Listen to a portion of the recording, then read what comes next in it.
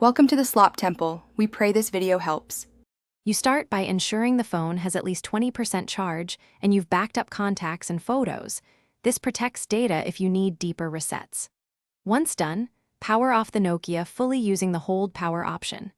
Make sure to remove any external SD card briefly. This rules out storage-caused faults. You'll also note any recently installed apps that may have caused safe mode, because you'll target them next. Now power back on normally to see if safe mode persists. Once the phone boots and you see safe mode indicated, you'll focus on disabling the cause, usually a third-party app. Go to Settings, then Apps, and sort by installation date. Uninstall the most recent or suspicious apps first. Make sure to clear each app's cache and data as you go because remnants can re-trigger issues. If an app won't uninstall, disable it or revoke permissions temporarily.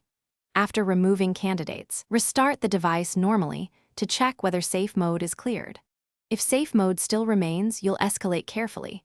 Back up everything, then perform a factory reset via settings. This removes persistent software faults. Alternatively, power off and boot into recovery mode. Hold volume up plus power to wipe the cache partition without full data loss, then restart.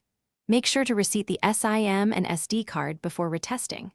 If problems continue, try the hardware button restart sequence once more, and consider contacting Nokia support.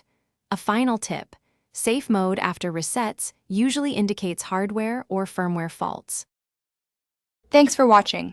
Consider subscribing if we helped you.